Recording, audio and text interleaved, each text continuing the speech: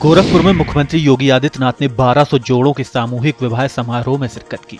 CM ने कहा कि आज सरकार जनता के द्वार पर खड़ी है और बेटियों की पढ़ाई के लिए सीधे उनके खाते में राशि भेजी जा रही है। उन्होंने बताया कि 2017 से पहले राशि चेहरा देखकर दी जाती थी, लेकिन अब सरकार वर वधू को कपड़े, गृहस्थी के सामान और 60,000 रुपए देती है। दिल्ली में राहुल गांधी के खिलाफ वीर सावरकर पर की गई टिप्पणी को लेकर याचिका दायर की गई थी। याचिकाकर्ता ने कहा कि राहुल की टिप्पणी से स्वतंत्रता सेनानियों का अपमान हुआ है और वीर सावरकर जैसे व्यक्तियों का सम्मान होना चाहिए। हालांकि सुप्रीम कोर्ट ने इस याचिका को खारिज कर दिया। कोर्ट ने कहा कि यह मुद्दा मौलिक अधिकारों के दायरे में नहीं आता। गांधीनगर में प्रधानमंत्री नरेंद्र मोदी ने पाकिस्तान और आतंकवाद के पर कड़ा प्रहार किया। उन्होंने कहा, इस बार हम नहीं, पाकिस्तान सबूत दे रहा है और यह भी कि पाकिस्तान को पता है कि वह युद्ध में नहीं जीत सकता। पीएम मोदी ने कहा, आतंकवाद के कांटे को निकाल कर रहेंगे और गोली का जवाब गोले से देना चाहिए। उन्होंने 22 मिनट में आतंकवाद के 9 ठिकानों को तबाह करने का दावा किया और कहा कि पाकिस्तान में आतंकियों के जनाजे को स्टेट ऑनर मिलता है।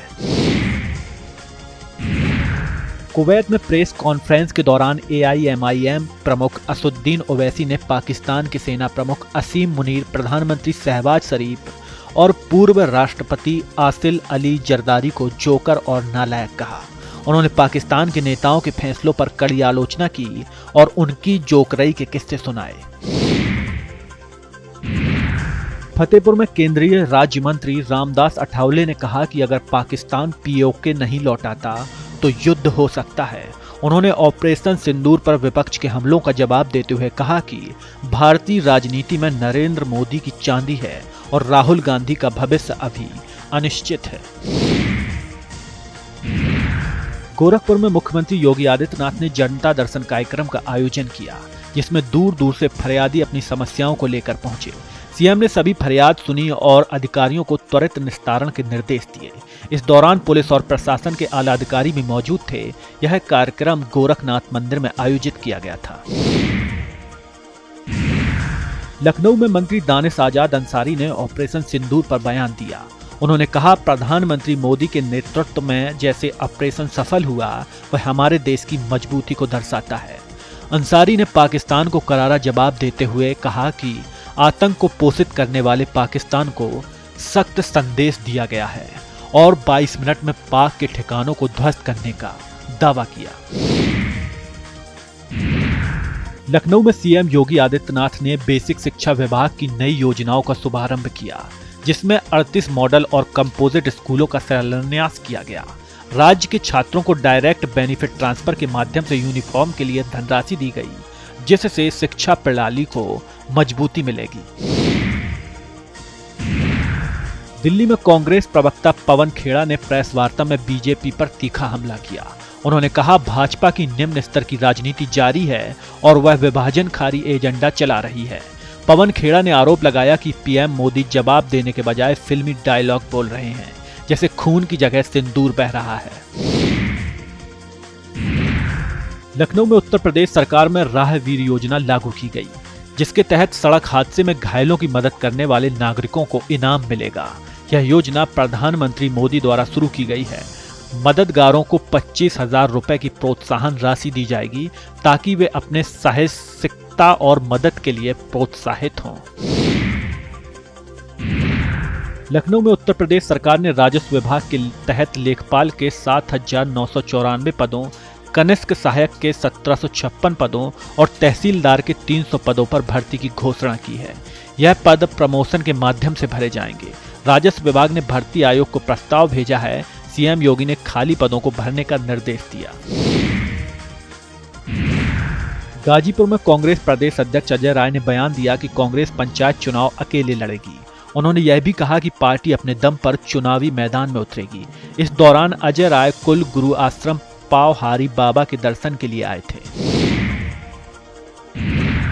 लखनऊ में बाल श्रम की चुनौतियों से निपटने के लिए उत्तर प्रदेश सरकार तैयार है। प्रदेश भर में जिला टास्क फोर्स का गठन किया जाएगा और 2027 तक प्रदेश को बाल श्रम मुक्त बनाने का लक्ष्य रखा गया है। कई विभागों के समन्वय से बाल श्रमिकों की पहचान की जाएगी। 12 जून को बाल श्रम निषेध दिवस पर जागरूकता अभियान चलाया जाएगा। दिल्ली में बसपा प्रमुख मायावती ने अपना सरकारी बंगला खाली कर दिया। 35 लोधी स्टेट बंगला उन्हें पार्टी की राष्ट्रीय अध्यक्ष के तौर पर आवंटित था। मायावती के अचानक बंगला खाली करने को लेकर चर्चा है। हालांकि सिक्योरिटी कारणों को इसका कारण बताया गया है। ग्रेटर नोएडा में अंतर्राष्ट्रीय फिल्म सिटी का भूमि पूजन जून में संभावित है। प्रोड्यूसर बोनी कपूर ने पहले चरण का नक्शा यमुना प्राधिकरण को सौंपा, जिसमें 230 एकड़ जमीन पर 1510 करोड़ रुपए की लागत से निर्माण होगा। पहले चरण में फिल्म सिटी और इसकी सुविधाएं विकसित होंगी, जबकि दूसरे चरण में व्यावसायिक गतिविधियां होंगी। बोनी कपूर ने बताया कि यहां शूटिंग की लागत 50% कम होगी और विशाल tank, under water scene, tsunami के दृश्य भी फिल्माए जा सकेंगे। पटना में आरजेडी नेता तेजस्वी यादव दूसरी बार पिता बन गए। उनकी पत्नी राजश्री ने कोलकाता के अस्पताल में बेटे को जन्म दिया। तेजस्वी यादव ने सोशल मीडिया पर बेटे की तस्वीर साझा करते हुए लिखा, गुड मॉर्निंग, हमारे नन्हे बेटे के आगमन पर खुशी हो रही। उन्होंने घोषणा करते हुए कहा, धन्य और प्रसन्न हूं, जय हनुमान। यह तस्वीर सोशल मीडिया पर वायरल हो गई और परिवार की खुशी का एहसास कराया। लखनऊ में पिंक बूथों पर अब साइबर अपराधों की शिकायत भी की जा सकेगी। साइबर अपराधियों के शिकार लोग अब अपनी शिकायत पिंक बूथों पर दर्ज करा सकते हैं, जिससे महिलाओं, बुजुर्गों और छात्राओं को थाने जाने की जरूरत नहीं होगी। यह पहल साइबर अपराधों के खिलाफ महिलाओं और कमजोर वर्गों को सहूलियत देने के लिए की गई है। कन्नौज में सपा नेता शिवपाल सिंह यादव ने तहसील में नवगठित बार एसोसिएशन की कार्यकारिणी को शपथ दिलाई।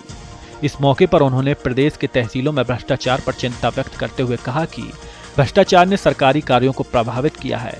शिवपाल ने कार्यकारिणी से समाजवादी विचारधारा को बढ़ावा देने की अपील की। दिल्ली में मोदी सरकार के 11 साल पूरे होने पर बीजेपी देश भर में कार्यक्रमों का आयोजन करेगी। बीजेपी अध्यक्ष जेपी नड्डा 7 या 8 जून को प्रेस कॉन्फ्रेंस करेंगे। पार्टी संकल्प से सिद्धि तक अभियान चलाएगी, जिसमें जनसंपर्क और प्रेस कॉन्फ्रेंस के जरिए सरकार के कामों की जानकारी दी जाएगी। इसके अलावा शहरों में मोहल्ला चौपाल और ग्राम पंचायत केंद्रों में पंचायत चौपालों का आयोजन भी किया जाएगा।